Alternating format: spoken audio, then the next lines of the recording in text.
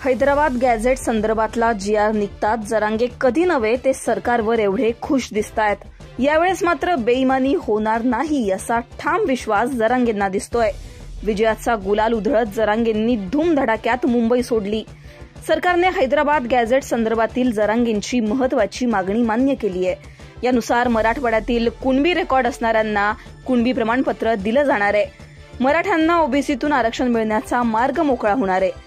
सरकार यावेळी बेईमानी करणार नाही, 100% आरक्षण मिळणार, मराठ्यांनी संभ्रम बाळगू नका अशी सकारात्मक भूमिका सध्या जरांगे घेताना दिसतायत। हॉस्पिटलमधून डिस्चार्ज मिळतात जरांगे अंतरवालीत पोहोचले, जिथून आरक्षणाच्या या लढ्याला खरी सुरुवात झाली होती। जरांगेंचं अंतरवाली सराटीमध्ये जंगी स्वागत झालं, विजयाचा गुलाल उधळला गेला। पण हे सगळं जरी असलं तरी आरक्षणाची लढाई अजून संपली नाहीये असा इशारा जरांगेंनी एका प्रकारे दिला। यावेळेस बेईमानी झाली तर काय करणार, उपोषणाचा मार्ग नाही तर आता जरांगेंनी वेगळीच भूमिका मांडली।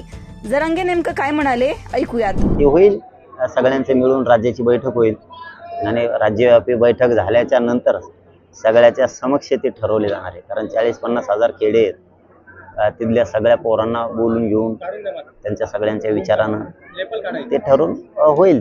दसरा मेळावा पण तुम्ही घेणार आहात? हा, ते पारंपरेनं आहे नारायणगडावरती, पण यावेळेस कसं आहे की आम्हाला वेळ मिळाला नाही, गैरसोय होईल, त्याच्यामुळे छोटा मोठा जसा असेल तसा 500 लोक असो नाही तर 5000 असो, तेवढं छोटा मोठा होईना नारायणगडावरती होईल परंपरेनं।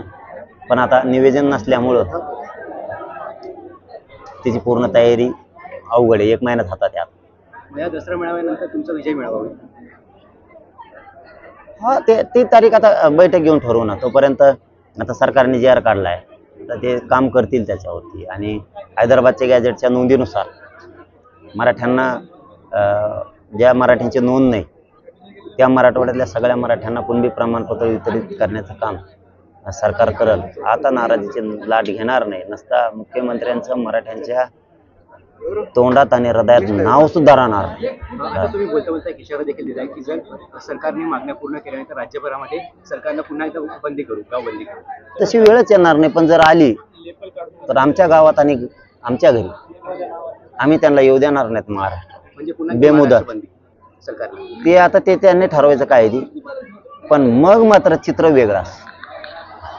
पण मला नाही वाटत ती वेळ आता मुख्यमंत्री साहेब येऊन देतील, कारण शिंदे साहेब येत परत अशी वेळ येऊ देणार नाहीत।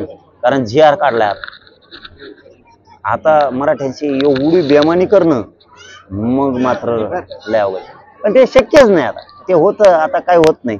मराठे 100% आरक्षणात गेले, आता टेन्शन घ्यायचं कामच नाही राहिले, गेले आरक्षणात। आता नाराजीची लाट सरकार अंगावर घेणार नाही, तसं झालं तर आमच्या गावात आम्ही कुणालाही फिरकू देणार नाही, तेव्हा चित्र वेगळं असेल असा थेट इशारा जरांगेंनी दिलाय।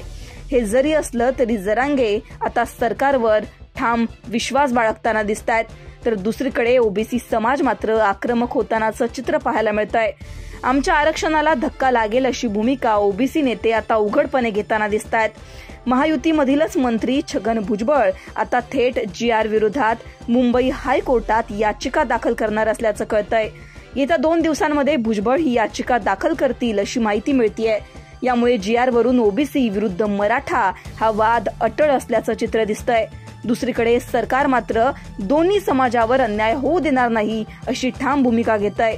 ज्यांच्याकडे नोंद असेल त्यालाच सर्टिफिकेट मिळेल, सरसकट मिळणार नाही। ओबीसीच्या ताटातलं कुठेही आम्ही काढून घेणार नाही, जोपर्यंत हे सरकार आहे काहीही झालं तरी ओबीसींवर अन्याय होऊ देणार नाही असं मुख्यमंत्री स्पष्टपणे म्हणताना दिसतायत। हे जरी असलं तरी दुसरीकडे ओबीसी समाजाची नाराजी काही संपत नाहीये। जरांगेंनी मात्र सरकारला आता 17 सप्टेंबर पर्यंत डेडलाईन दिली आहे। 17 तारखेपर्यंत गॅझेटची अंमलबजावणी करून प्रमाणपत्र द्या, नाहीतर दसरा मेळाव्याला पुढची भूमिका स्पष्ट करू असं जरांगे म्हणालेत।